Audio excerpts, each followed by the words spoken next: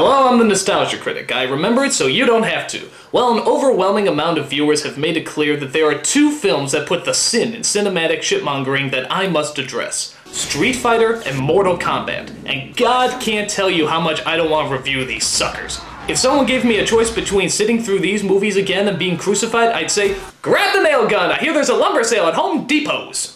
Both of these movies are based on the best fighting games that ever hit the arcades. Street Fighter 2 for its speed and gameplay, and Mortal Kombat for its violence and gore. But luckily, all that violence and gore had absolutely no disturbing side effects on our decent childhoods.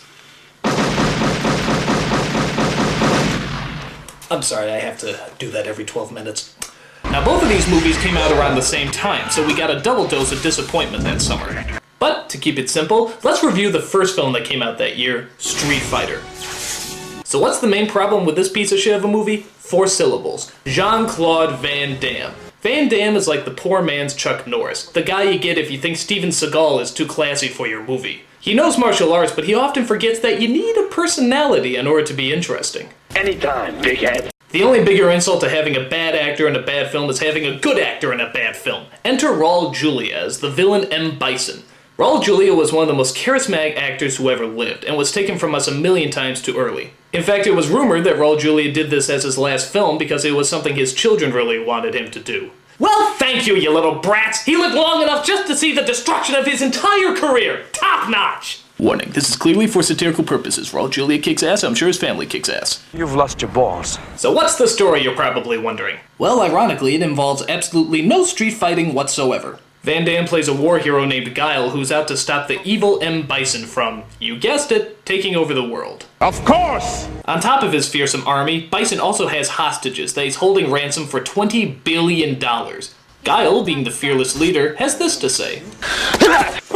Can he do that on TV? After that, we get a bad action sequence, followed by another bad action sequence, followed by another bad action sequence, followed by another bad action sequence, followed by... Oh, hey, look, they're actually talking here. Okay, this is the scene where they discuss their strategy to... Oh, wait, no, sorry, this is just another bad action sequence.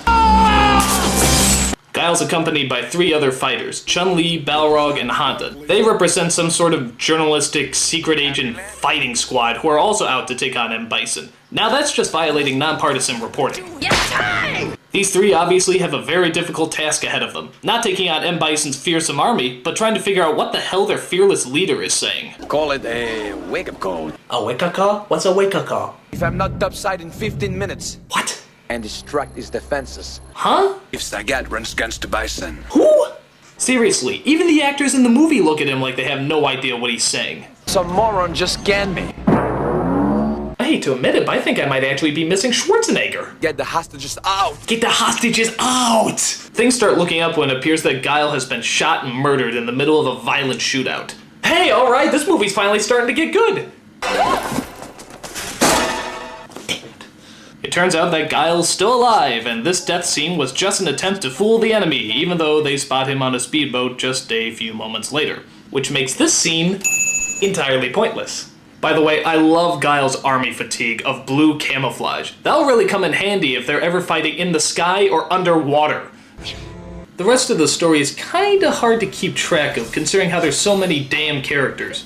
Most adaptations have the problem of leaving a character or 2 out, but not Street Fighter, no. They have the courtesy of giving us every single damn annoying character these games ever produced. Like Guile, and Bison, Chun-Li, Honda, Zagat, Balrog, Ken, Ryu, Cammy, Zangief, DJ, Vega, Dhalsim, T-Hawk, Blanca, Sneezy, Dopey, Grumpy, Dancer, Prancer, Comet, Cupid, Cubby, Tommy, Pinky, Brain, John, Ringo! The Professor and Mary Ann! It's a nightmare! Everyone in the world is here! It's like a Street Fighter Christmas! Okay, I'm gonna do you a favor and show you the only funny scene in this entire movie. It's when the villains are watching a TV screen showing a truck of explosives riding out of control, only to find that the truck is actually heading right towards them. Quick! Change the channel! Okay, that's kind of funny. But trust me, it's not worth it to watch painful scenes like this one where the most stereotypically smug British man tells Guile that they're giving in to M. Bison's demands. Deliver these instructions to your troops, then consider yourself relieved of your command. We think we can deal with General Bison. Now, if you'll excuse me, I'm off to burn down an orphanage and puppy farm. Then Guile delivers a speech that even George W. would find epically ridiculous. Our superiors say the war is canceled. We can all go home. Oh, God. I don't know how much more of this movie I could take. Bison is getting paid off for his crimes. And our friends who have died here. But we can all go home. Yes, very tragic. I got things to do, so I'm just... Meanwhile, ideals like peace, freedom, and justice, they get packed up. But we can all go home. Well, we would if you would stop yapping your trap. Well, I'm not going home. No, don't do this to me, Van Damme. You said I could go home. I'm gonna get on my boat, and I'm going to kick that son of a bitch Bison's ass. Heart of a poet. Now, who wants to go home? And who wants to go with me? No! One subplot out of the billions going on here involves Guile's friend Blanca, who's transformed into a mix between the Hulk and one of those cavemen you see from the Geico commercials. You're joking. This is done by a scientist named Dalsum, who's just a dead ringer for the Dalsum in the video game. Can you tell the difference? I sure can't. Actually, one of the strangest parts of the movie involves his appearance. The last time we see him, he looks like this, and then the next time we see him, he looks like this. What the hell happened? One minute he looks like a scientist, the next he looks like the bald guy from 300. And the movie never tells us why. Did he just bloom into a Yogi Indian warrior? Was he on his way to a Kwee costume party? I mean, it makes no sense. Why? So after an onslaught of bad lines and lame action scenes, we finally get to the showdown between Guile and M. Bison. Granted, Bison's army is totally outnumbered and all they have to do is shoot him in order to end this stupid war, but nope, Guile wants to risk thousands of lives so he can show off his cool hand-to-hand combat moves. Okay. A 30-year-old heavyweight takes on a 50-year-old dictator? Gee, I wonder who's gonna win. What a shock. At some point, Bison regenerates himself and is able to levitate throughout the room. So he flies up into the air and hits Guile straight on. And then, after that, he flies up into the air and hits Guile straight on. But then he has the brilliant strategy of flying up in the air and hitting Guile straight on. I think finally the 12th time he does this, Guile gets an idea. Maybe he should hit him.